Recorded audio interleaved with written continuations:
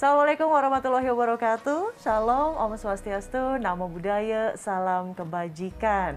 Ibu dan Bapak yang berbahagia, puji dan syukur kita panjatkan kehadirat Tuhan Yang Maha Esa.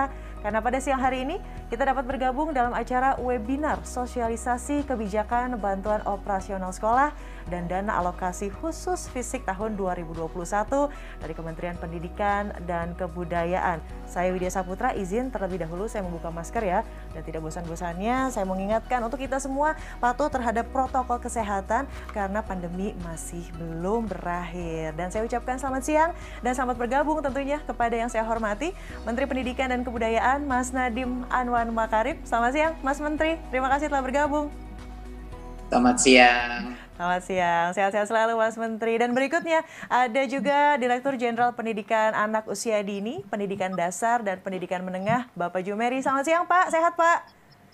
Selamat siang Mas Menteri, Mas siang semuanya. Selamat siang, Alhamdulillah semuanya sehat. Dan tentunya kita akan menyapa ya seluruh Kepala Dinas Pendidikan dan Kebudayaan tingkat Provinsi, Kabupaten, dan Kota di seluruh Indonesia, serta rekan-rekan media yang juga telah bergabung secara virtual bersama kami siang hari ini. Izin, saya Widya Saputra akan memandu acara pada kesempatan hari ini. Dan situasi pandemi global yang terjadi sejak tahun lalu memberikan dampak yang signifikan pada pelaksanaan pendidikan Indonesia dan menuntut penyesuaian pada sejumlah aspek. Salah satunya terkait manajemen penyaluran, penggunaan, dan pelaporan dana bantuan operasional sekolah. Sejak pertama kali diluncurkan pada bulan Juli tahun 2005, dana bantuan operasional sekolah atau BOS telah menjadi solusi bagi sekolah-sekolah di daerah, khususnya yang berada di lingkungan ekonomi menengah ke bawah. Nah, pada tahun 2020, Kementerian Pendidikan dan Kebudayaan menjalin sinergi dengan Kementerian Keuangan dan juga Kementerian Dalam Negeri untuk tentunya meningkatkan kualitas mekanisme penyaluran dan penggunaan dana bantuan operasional sekolah. Lalu seperti apa hasil positif dari sinergi tersebut dan bagaimana untuk mekanisme bantuan operasional sekolah di tahun 2021? Untuk itu tentunya kami akan mengundang Menteri Pendidikan dan Kebudayaan untuk menyampaikan paparan terkait sosialisasi kebijakan dana bantuan operasional sekolah dan dana alokasi khusus fisik tahun 2021 kepada Mas Menteri. Mangga kami persilahkan. Terima kasih. Assalamualaikum warahmatullahi wabarakatuh. Terima kasih untuk kesempatan untuk bisa memaparkan sosialisasi kebijakan bantuan operasional sekolah dan dana alokasi khusus fisik tahun 2021. Ini merupakan hari yang sangat istimewa karena walaupun kebijakan ini ada sifatnya teknis, tapi dampak kepada daerah-daerah kita yang paling membutuhkan dana bantuan, terutama di daerah 3T, ini sangat transformasional untuk mereka.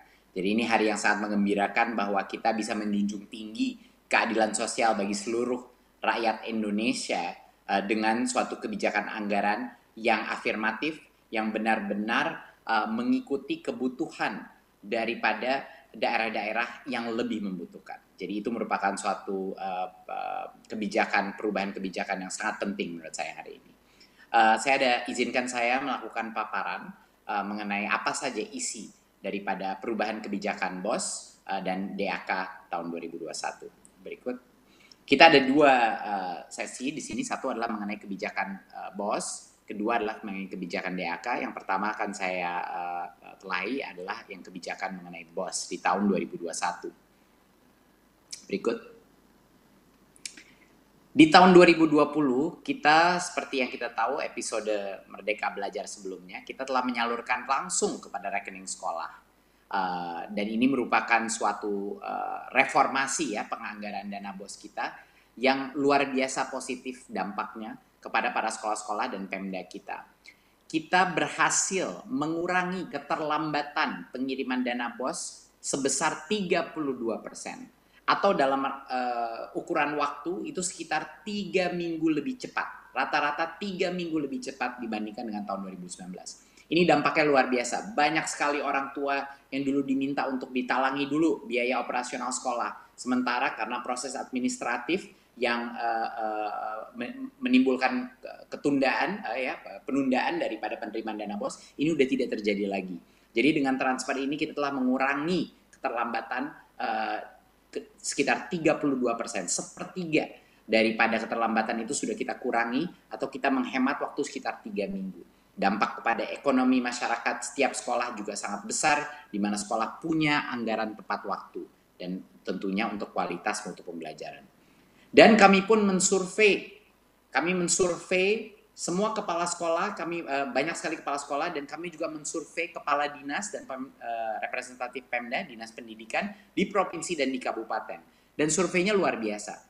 Dalam survei ini 85,5% responden sekolah dan 96% daripada responden pemerintah daerah memandang penyaluran BOS langsung ke rekening sekolah ini sangat memudahkan atau sangat memudahkan. Seperti yang lihat tuh, yang biru tua itu memudahkan, yang biru muda itu sangat memudahkan.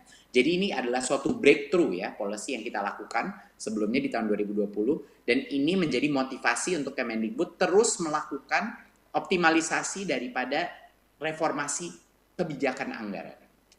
Berikut. Di tahun 2021 kita menyediakan dana BOS kepada sekitar 216.000 satuan pendidikan dengan alokasi sebesar 52T. Bisa terlihat di sini di dalam halamannya pembagiannya antara setiap jenjang SD, SMP, SMA, SMK, dan SLB. Ya, totalnya untuk tahun 2021 sekitar 52,5 triliun. Berikut. Ada 3 pokok-pokok kebijakan dalam bantuan operasional sekolah di tahun 2021 ya. 3 hal yang harus kita ingat. Yang pertama adalah nilai satuan biaya BOS itu bervariasi. Tadinya semuanya sama, tergantung per anak saja, dan sekarang setiap area, setiap kabupaten dan daerah dan setiap sekolah itu ada variasinya ya. Jadinya nilai satuan biayanya berubah, terdiferensiasi. Kedua adalah penggunaan dana BOS masih tetap fleksibel, masih mengikuti pedoman penggunaan dan juknis dana BOS di masa pandemi ini untuk mempermudah berbagai macam kebutuhan yang dibutuhkan masing-masing sekolah. Dan yang ketiga adalah pelaporan dana BOS ini dilakukan secara daring. Jadi kita ada transformasi metode pelaporan, dan nanti kita akan juga membahas dampaknya apa terhadap pelaporan daring ini. Ya, jadi 3 pokok kebijakan. Satu adalah unit per anaknya itu bukan seragam tapi terdiferensiasi ya. Kedua adalah masih fleksibel penggunaan dana BOS, dan ketiga adalah sistem pelaporannya adalah menggunakan teknologi sekarang secara online. Silakan berikut. Jadi yang pertama dan yang terbesar dan berita terbaik bagi banyak sekali daerah-daerah, terutama daerah-daerah terluar tertinggal di Indonesia, adalah satuan biaya BOS tidak lagi seragam. Satuan biaya BOS itu ada variasinya, ya, ada rentang nilai satuan biaya peserta didik, ya. Jadinya contohnya yang sebelumnya SD semuanya dipukul rata di 900.000 per anak, sekarang di SD ada sekitar dari 900.000 bisa sampai dengan 1,9 juta, ya. Dan ini adalah tergantung dari beberapa faktor lainnya, ya. Jadinya sekarang ada diferensiasi yang lebih afirmatif. Berikut. Diferensiasi ini menimbulkan beberapa contoh yang bisa kita tunjukkan. Diferensiasi ini ditentukan berdasarkan daerahnya itu susah tercapai, indeks kemahalannya seperti apa. Sekarang bayangkan, sebelumnya kita tidak mengambil faktor bahwa untuk membangun sesuatu di daerah tertentu bisa saja 1,5 kali lebih mahal daripada daerah lainnya, gitu.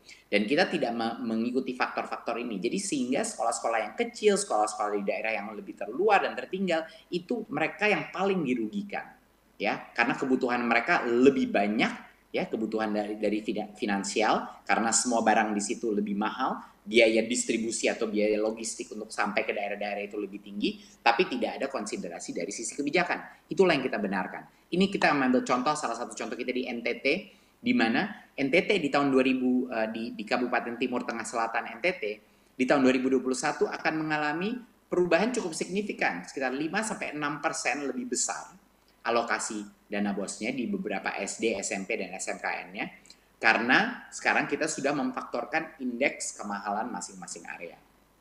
Contoh kedua, kita melihat di Kepulauan Aru, Maluku, yang lebih jauh lagi, yang biaya distribusi atau logistik lebih mahal lagi. Biaya konstruksi pun, karena bahan dasar juga lebih mahal di situ, di daerah kepulauan. Dan ini peningkatannya dramatis. Peningkatan dana BOS mereka mencapai sekitar 40 sampai dengan 50% di daerah-daerah kepulauan di Maluku, ya, untuk dana BOS mereka. Jadi ini kabar sangat gembira untuk teman-teman kita, terutama di tempat-tempat kepulauan di daerah Maluku dan di timur Indonesia. Kita ambil contoh terakhir di Papua, di Kabupaten Intan Jaya, Papua, di mana biaya logistik, biaya supply barang-barang dasar itu paling tinggi, di mana banyak sekali kesulitan karena baik juga itu memang daerah kepulauan, tapi juga berbagai macam isu dari sisi kejauhan daripada sentra-sentra pusat. Ini di daerah Papua kenaikan dana BOS di 2021 itu mencapai sampai dengan di atas 100%. Untuk misalnya SD YPPK Sanepa itu sampai 117%. SMP Negeri 1 Sugapa naik 125% dan SMA 1 Sugapa naik sampai 131%. Jadi ini benar-benar perubahan cara kita mengalokasikan BOS yang jauh lebih adil. Biar teman-teman kita di Papua, di Maluku, di NTT itu bisa meningkatkan kualitas pembelajaran mereka dengan mengkonsiderasi berbagai macam faktor dan indeks kemahalan di daerah-daerah mereka tersendiri. Jadi inilah yang kita maksudkan dengan menjunjung tinggi keadilan sosial bagi seluruh rakyat Indonesia. Kebijakan penganggaran pun harus mengikuti azas Pancasila tersebut. Berikut. Dan tentunya penggunaan dana BOS masih fleksibel sesuai dengan kebutuhan sekolah. Beberapa penggunaan daripada dana BOS ini adalah yang terpenting apalagi di masa pandemi ini. Pertama adalah kita masih memberikan fleksibilitas pembayaran honor kepada guru-guru honorer di masa ini masih diberikan fleksibilitas, ya. Dan honor dapat diberikan kepada tenaga pendidikan apabila dana masih tersedia. Jadi kita berikan fleksibilitas bagi kepala sekolah, diskresi bagi kepala sekolah untuk memberikan honor kepada guru-guru yang paling layak menerima. Dan juga tentunya di mana saat ini kita sudah masuk dalam proses pelaksanaan tatap muka dan semakin banyak sekolah semakin setiap minggu mulai melakukan tatap muka, dana BOS bisa dan kami anjurkan untuk digunakan untuk segera mengakselerasi proses tatap muka untuk memenuhi segala kebutuhan protokol kesehatan seperti kesediaan sanitasi, masker, termogan, dan berbagai macam kebutuhan untuk memenuhi daftar periksa pembelajaran tatap muka. Dan tentunya karena asesmen nasional akan dilaksanakan tahun ini, pembiayaan apapun honor transportasi dan pelaksanaan AN itu juga bisa digunakan di dana BOS. Saya baru saja kembali dari Papua dan ini sangat tepat sebenarnya waktunya dengan pelaksanaan kebijakan ini. Karena dengan adanya fleksibilitas dana BOS, saya dengar dari banyak teman di Pulau Dom di Papua Barat, itu mereka menceritakan bahwa salah satu isu utama mereka adalah transportasi antara kepulauan, transportasi baik anak maupun transportasi guru, dan bagaimana mereka bisa menggunakan ini. Dengan adanya fleksibilitas dana BOS dan peningkatan yang cukup dramatis untuk daerah-daerah 3T seperti ini, teman-teman kita di sekolah-sekolah di daerah-daerah kepulauan bisa menggunakan dana BOS ini untuk transportasi murid-muridnya dan guru-gurunya karena lebih fleksibel dan juga satuan unit pembiayaannya sudah meningkat. Jadi ini benar-benar merupakan suatu solusi daripada kebutuhan masing-masing sekolah di daerah-daerah paling terluar yang mungkin sangat variatif kebutuhan mereka yang paling urgen. Berikut. Di tahun 2020, kebijakan mewajibkan pelaporan penggunaan BOS itu menjadi persyaratan penyaluran. Jadinya kalau tidak ada pelaporan yang dilakukan di kuartal sebelumnya, ya kita tidak akan bisa melepaskan BOS yang berikutnya. Dan apa yang terjadi, Bapak Ibu, apa yang terjadi adalah sesuatu yang cukup luar biasa. Walaupun kita telah memberikan fleksibilitas dalam penggunaan dana BOS, dan walaupun kita sudah melakukan transfer langsung kepada sekolah, pelaporan yang sekarang bisa dilakukan lewat online meningkat secara dramatis, ya. Pelaporannya itu meningkat secara dramatis. Di BOS tahap 1 peningkatan di tahun 2018 itu cuma 26% yang melakukan pelaporan, 2019 48%, tapi di 2020 70,7% sekolah melaporkan penggunaan BOS tahap 1. Ini suatu transformasi yang cukup luar biasa di dalam transparansi penggunaan dan pelaporan dana kita. Pada bulan Desember 2020, angka itu mencapai 99%. 99% daripada semua sekolah melaporkan penggunaan BOS tahap 1. Ini luar biasa. Di tahun 2018 cuma 36%. 2019 cuma 61%. Tapi di 2020, karena kebijakan baru kita dan pelaporan secara online yang lebih mudah dilakukan, kita mencapai 99,1% pelaporan dana BOS. Jadinya dengan semua fleksibilitas yang kita berikan, tetap saja akuntabilitas dan transparansi menjadi harga mati daripada kebijakan anggaran kita. Dan karena kita menggunakan teknologi dan pelaporan online, akuntabilitas dan transparansi daripada penggunaan dana BOS juga meningkat secara dramatis. Berikut. Nah, pelaporan ini bisa dilakukan secara daring dan menjadi syarat daripada penyaluran. Seperti yang saya bilang sebelumnya, mekanismenya pelaporannya adalah melalui laman kita bos.kemdikbud.go.id dan menjadi syarat daripada penyaluran. Jadi kalau tidak ada pelaporan tersebut, penyaluran berikutnya tidak bisa dilakukan. Ya, jadi penyaluran tahap 1 dilakukan setelah sekolah menyampaikan laporan untuk sekolah tahap 2 tahun sebelumnya, lalu tahap 2 dilakukan setelah mereka sudah melaporkan dan seterusnya. Jadinya benar-benar suatu hal yang mandatori, suatu hal yang kami haruskan bahwa pelaporan ini menjadi suatu kondisi untuk bisa menerima dana berikutnya. Dan itulah salah satu alasan dan dengan menggunakan teknologi sehingga bisa meningkat level pelaporan daripada dana BOS di seluruh sekolah di Indonesia. Berikut. Sekarang kita akan bicarakan kebijakan dana alokasi khusus fisik tahun 2021. Berikut. Di tahun 2021, pemerintah menyediakan DAK fisik untuk sekitar 31.600 satuan pendidikan, ya, dengan alokasi sebesar 17,7 triliun rupiah. Di sini terlihat pembagiannya berdasarkan jenjang. Berikut. Ada 3 pokok kebijakan. Yang pertama adalah fokus kepada ketuntasan sarana dan prasarana pendidikan, ya. Pemenuhan ini dilakukan secara menyeluruh untuk semua kebutuhan prasarana sekolah, jadinya whole school approach, jadinya bukan cuman pagar-pagar dan pintunya saja atau ruang gedung kelas, tapi secara holistik.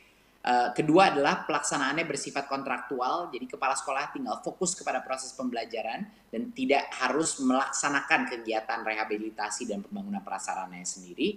Dan ketiga adalah pelibatan Dinas PUPR. Dinas PUPR di masing-masing daerah yang akan melakukan asesmen kerusakan dan meningkatkan validitas data sarana prasarana sekolah. Jadi sekarang ada tim profesional yang akan melakukan asesmen, evaluasi, dan juga memonitor dan mengevaluasi pekerjaan yang dilaksanakan. Berikut. Nah, di tahun 2020 fokus kita adalah untuk menyasar sebanyak mungkin sekolah yang membutuhkan rehabilitasi, ya, yang ada rusak berat, rusak ringan, dan lain-lain. Dan pemenuhan ini dilakukan secara parsial, jadinya menyebar ke banyak sekolah. Di tahun 2021 kita sedikit berubah strateginya. Strateginya adalah untuk memastikan setiap sekolah itu selesai.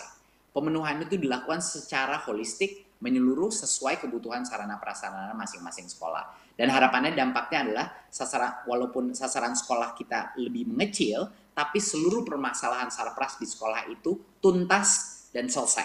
Itu adalah harapan kita dengan perubahan strategi ini, agar dipastikan kalau kita bantu itu sekolah itu benar-benar sampai tuntas kebutuhan sarana prasarananya dan berbagai macam rehabilitasi yang dibutuhkan. Berikut. Nah, dana alokasi fisik menunya di 2021 untuk ketuntasan sarana prasarana sekolah. Jadi apa saja sebenarnya yang bisa dilakukan sebagai yang kita maksudkan dengan whole school, ya. Menu ini meliputi bukan hanya rehab, tapi pembangunan ruang keras, perpustakaan, ruang guru, toilet, laboratorium, ruang praktek, UKS, rumah dinas guru, ruang ibadah, dan ruang pembelajaran inklusi. Penyediaan sarana pendidikan juga rincian menu ini meliputi semua pengadaan alat laboratorium, peralatan praktek utama, dan media pembelajaran termasuk alat-alat TIK. Jadi benar-benar diberikan menu yang jauh lebih fleksibel. Berikut. Pengadaan secara kontraktual ini kita banyak sekali mendengar komplain-komplain dari beberapa waktu saya mengunjungi berbagai macam kepala sekolah. Banyak yang mengkomplain bahwa sistem swakelola ini benar-benar membebankan kepala sekolah. Banyak dari mereka yang tidak tahu mungkin secara prosedural bagaimana, ada pihak-pihak oknum yang juga mengganggu mereka. Jadinya ini menjadi suatu beban mental dan beban administratif bagi banyak sekali kepala sekolah. Jadi kita di tahun ini pindah dari sistem swakelola ke sistem kontraktual, di mana yang akan dilakukan ini dilaksanakan oleh Dinas Pendidikan ya dengan penyedia dan manajemen terpusat di Dinas Pendidikan agar sekolah tidak terbebani dengan semua urusan pengadaan barang dan jasa dan juga peralatan itu disediakan oleh penyedia. Jadi dalam pelaksanaan dibutuhkan peralatan khusus kontraktor bisa mendatangkan dari daerah lain. Dan dari sisi waktu ini ada jaminan ketepatan penyelesaian. Jadi paling tidak ada faktor waktu dan suatu komitmen dari pemerintah daerah, dari Dinas Pendidikan kapan bisa diselesaikan, dan harapannya hasilnya kualitas bangunan juga lebih baik dan juga efisiensi juga lebih baik. Berikut. Kita juga akan melibatkan Dinas PUPR untuk meningkatkan validitas data sarana prasarana sekolah. Ini artinya dari sisi penilaian kerusakan, validitas data, dan juga efisiensi, pihak Dinas PUPR daerah akan melakukan monitoring dan evaluasi agar dana ini digunakan tepat sasaran dengan efisiensi yang baik. Berikut.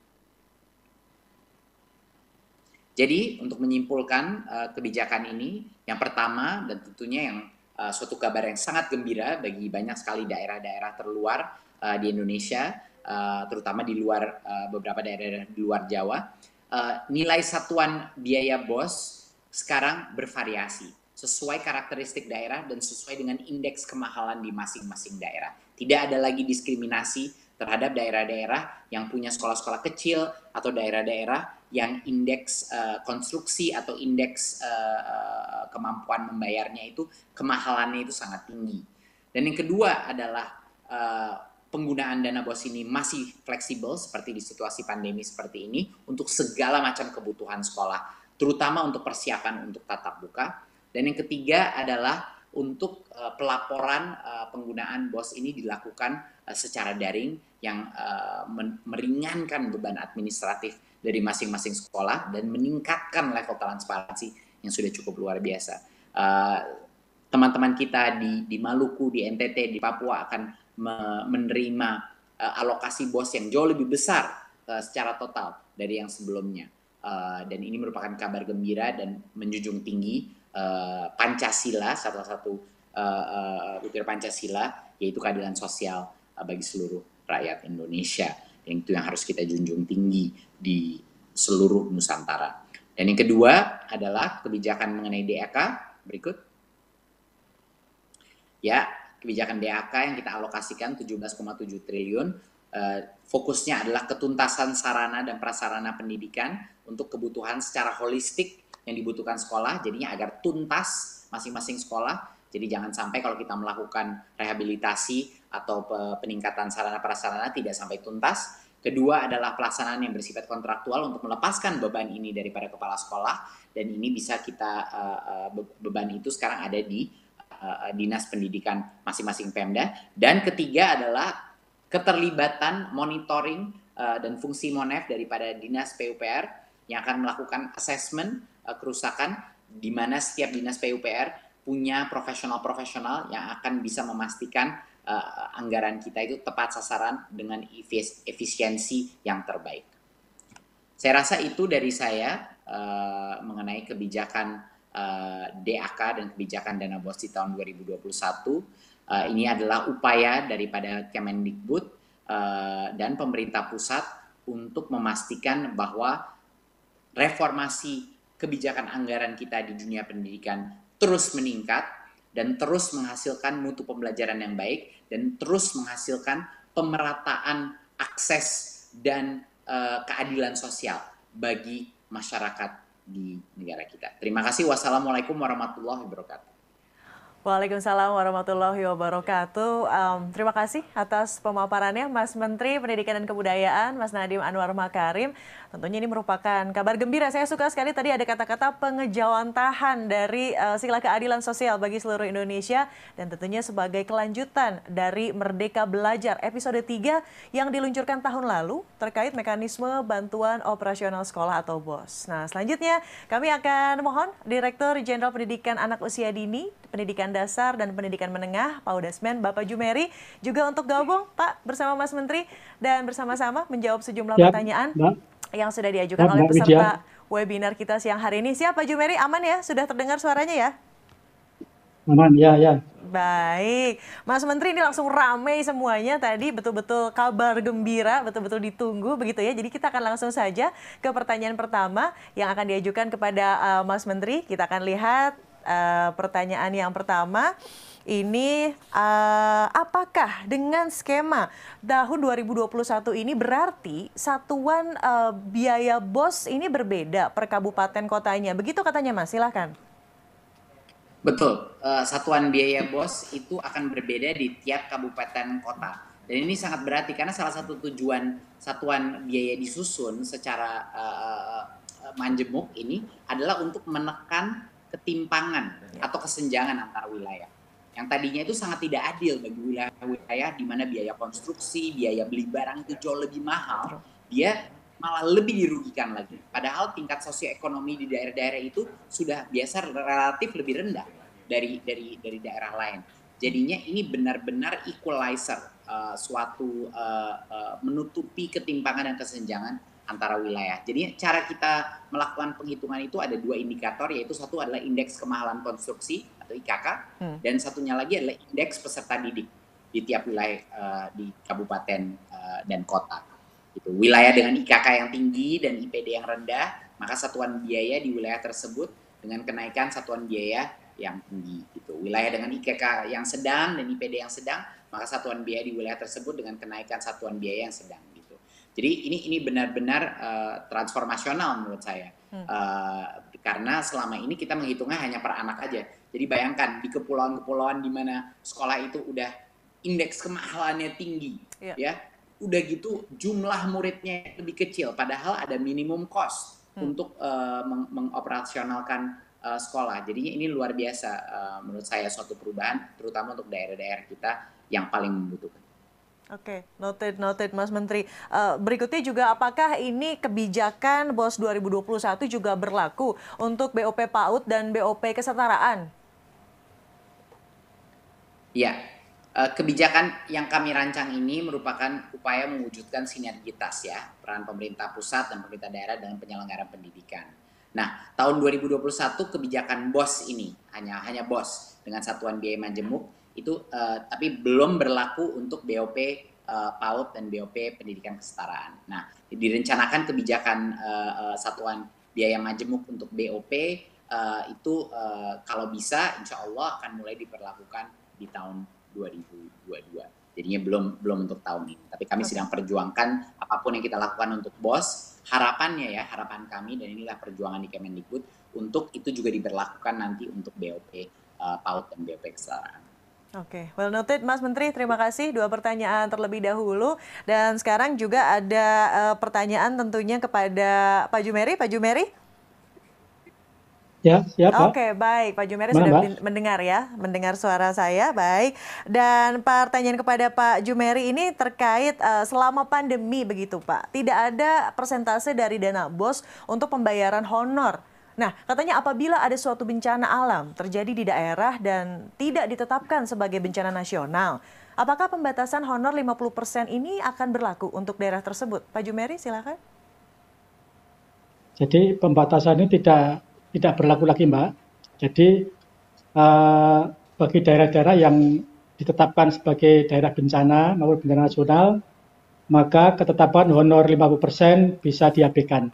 Jadi bahkan bisa sampai lebih dari 50%. Itu jika suatu daerah atau negeri ini dinyatakan sedang dalam bencana. Baik, semoga terjawab ya tadi pertanyaan pertama. Pertanyaan kedua ya berikutnya Pak Jumeri, ini langsung pelaporan katanya menjadi persyaratan penyaluran. Nah lalu bagaimana nih dengan satuan pendidikan dengan keterbatasan internet? Seperti yang tadi disebutkan oleh Mas Menteri ya, ada wilayah 3T begitu sehingga mungkin tidak bisa menyampaikan laporan secara tepat waktu. Pak Jumeri silahkan. Jadi laporan lewat internet ini adalah bagian dari akuntabilitas atas bantuan yang kita berikan kepada satuan pendidikan. Nah, bagi satuan pendidikan diberi waktu cukup panjang. Jadi, laporan penerimaan tahap 1 itu bisa sebagai dasar untuk penerimaan tahap 3, bukan dasar penerimaan tahap 2. Sehingga ada selang 1 tahap, Mbak. Ini merupakan waktu yang cukup bagi satuan pendidikan untuk melaporkan. Kalau sekolah atau satuan pendidikan mengalami kesulitan akses internet, mungkin belum punya perangkat internet yang memadai, satuan pendidikan itu bisa di bawah bimbingan dinas pendidikan setempat, memfasilitasi satuan-satuan pendidikan yang belum punya akses internet untuk dibantu dalam pelaporan.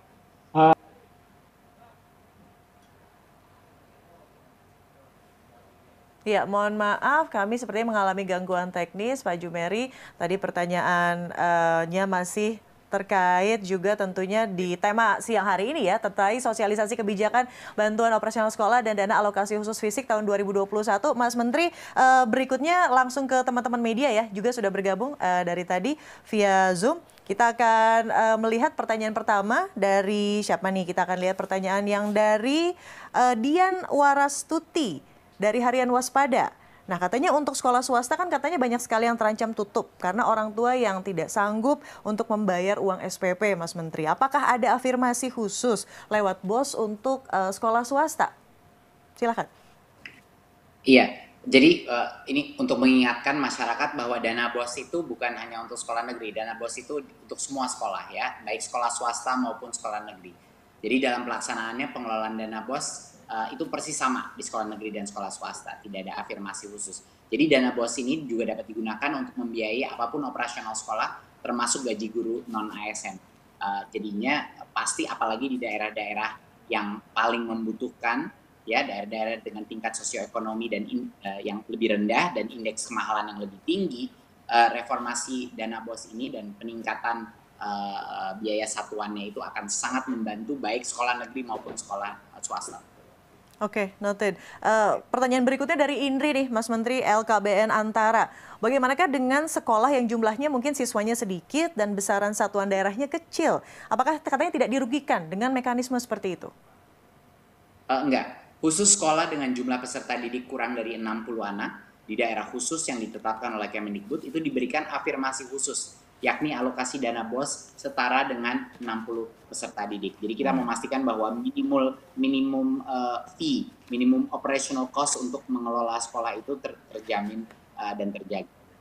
Oke, jadi ekosistemnya sangat sehat begitu ya untuk pendidikan yang lebih baik kepada Indonesia. Sekali lagi boleh kita tepuk tangan loh untuk kabar baik di siang hari ini. Terima kasih Mas Menteri atas penjelasannya. Betul-betul semoga menjadi harapan baru terutama tadi ya untuk saudara-saudara kita di wilayah 3T. Sebuah kabar yang baik dan tentunya dana bantuan operasional sekolah dan dana alokasi khusus fisik 2021 ini menjadi salah satu kelanjutan dari kebijakan program Merdeka Belajar episode 3 yang ditetapkan oleh Kementerian Pendidikan dan Kebudayaan. Dan tentunya semoga dengan mekanisme dana BOS dan juga dana alokasi khusus fisik 2021 ini dapat mendorong percepatan peningkatan kualitas pendidikan Indonesia. Mas Menteri, terima kasih sekali lagi. Dan kita juga mengucapkan terima kasih kepada semua peserta sosialisasi kebijakan bantuan operasional sekolah dan dana alokasi khusus fisik tahun 2021. Dan sekali lagi salam sehat untuk semua, semangat. Saya Widya Saputra mewakili seluruh penyelenggara undur diri. Terima kasih atas kehadirannya. Selamat siang. Sehat-sehat selalu dan sampai jumpa.